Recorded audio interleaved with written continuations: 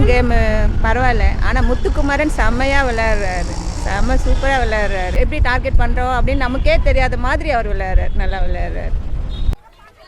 எப்படி எல்லாம் டெவலப் ஆகி போயிட்டு இருக்காங்க பாரியாவிங்க. அவரோட குரல் அதிகமா இருக்கே முத்துக்குமரன். ஆமா, அவர் வாய்ஸ் தான் அதிகமா கேக்குது, மத்தவங்க வாய்ஸ் கேட்க கூடாதுன்ற மாதிரியே அவர் ஆக்டிவேட் பண்ணிட்டு இருக்காரு அங்க. I am speaking, no cross speaking. Sit down please. யார்மா ஜெயிப்பா? எனக்கு தெரிஞ்சு சௌந்தர்யா தான்.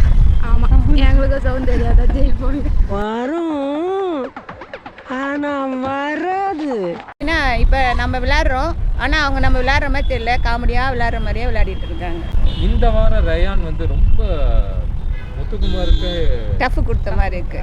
ஆமாம் சார், அவர் கை இதுவாக இருந்தால் கூட முத்துக்குமரனுக்கே டஃப் கொடுத்த மாதிரி தான் இருக்கு. ஆனாலும் முத்துக்குமரன் தான் நல்லா விளையாடிருக்காரு. இல்லம்மா, அது ராணவ ராணா ஐயோ பாவம், அவரே கன்ஃபியூஸ் ஆயிட்டா.